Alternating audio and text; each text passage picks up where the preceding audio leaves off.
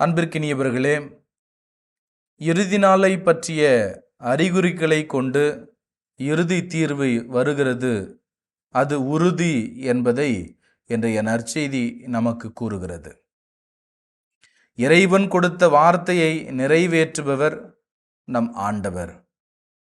ஒரே நேரத்தில் ஆம் என்றும் இல்லை என்றும் சொல்லுபவர் அல்ல அவர். ஆம் என்ற உண்மையை மட்டும் நமக்காக சான்றாக கூறக்கூடியவர் நம் ஆண்டவர்.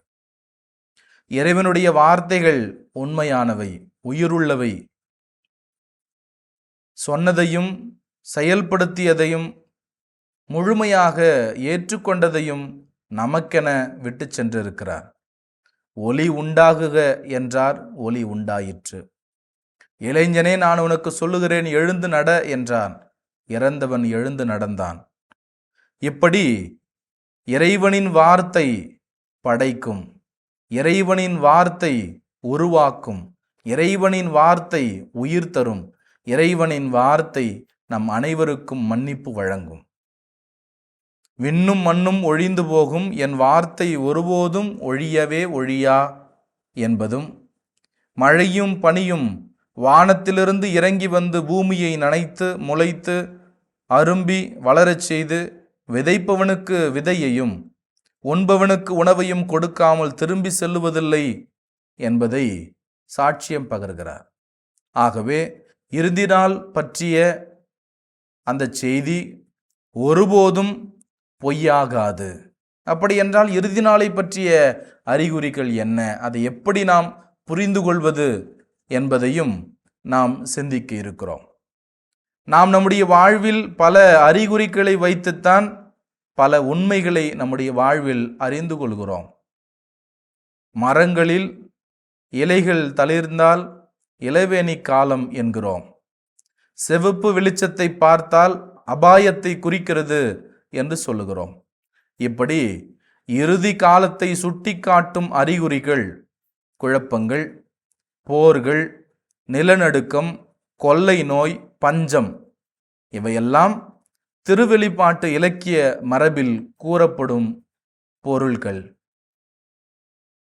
அந்த அறிகுறிகள் பல வகைகளில் இருக்கலாம். இந்த இறுதி காலத்தை பற்றி அல்லாது நாம் காலம் காலமாக இறைவனில் வழியாய் நடப்பதுதான் நமக்கு உறுதியானதாய் இருக்கும். ஆகவே உண்மைக்கும் செயல்முறைக்கும் நம்மை இட்டு செல்லுகிற இந்த வாழ்வினை நாம் சாட்சியத்தோடு வாழ்வோம். இதுதான் நமக்கான அறிவுரைகள், இதுதான் நமக்கான அறிகுறிகள். இந்த அறிகுறிகளை நம்முடைய உண்மைக்கும் செயல் வடிவத்திற்கும் இணையான வாழ்வாக நாம் வாழ வேண்டும். இப்படி ஒரு திசை பலகையை பார்த்து இதுதான் சரியான வழி என்று செல்லுவது அல்ல, அதை ஆராய்ந்து நுட்பமாக அறிந்து தெரிந்து கொண்டு அந்த வழியில் நடப்பதுதான் நமக்கான ஞானம். அதைத்தான் ஆண்டவர் சொல்லுகிறார். பல அறிகுறிகள் இந்த வாழ்வில் உண்டு, நான் காண்பிக்கிற அறிகுறிகளின் வழி நடக்கிற பொழுது உனக்கு நிச்சயம் நிறைவான வாழ்வு உண்டு என்பதை கூறுகிறார். நீதி அழிக்கும் போது, ஏழைகள் நசுக்கும் பொழுது, உரிமைகள் பறிக்கப்படுகிற பொழுது, பெண்ணியம் வியாபாரமாகிற பொழுது அதற்கான அறிகுறிகளை ஆண்டவர் நமக்கு சுட்டி காட்டுகிறார். அப்பொழுதெல்லாம் நாம் விரைந்து எழுந்து இதற்காக போராட வேண்டும். இதுவே நமக்கான அறிகுறி. இப்படியெல்லாம் பாவ நிலையில் இந்த சமூகம் செல்லுகிற பொழுது அதற்கான உண்மை நிலையை அறிந்து நாம் அந்த உண்மைக்கு சாட்சியமாய் இருக்கிற பொழுது, இந்த வெளிவேடங்களுக்கு நாம் ஒரு எதிர்ப்பாய் இருக்கிற பொழுது நாம் இறைவனுக்கு சாட்சியங்களாய் இருப்போம். அப்படி வாழ நம்மையே உட்படுத்துவோம். இறைவன் என்றென்றும் வாழ்த்த பெறுவாராக. இயேசுவுக்கே புகழ், இயேசுவுக்கே நன்றி. மரியே வாழ்க.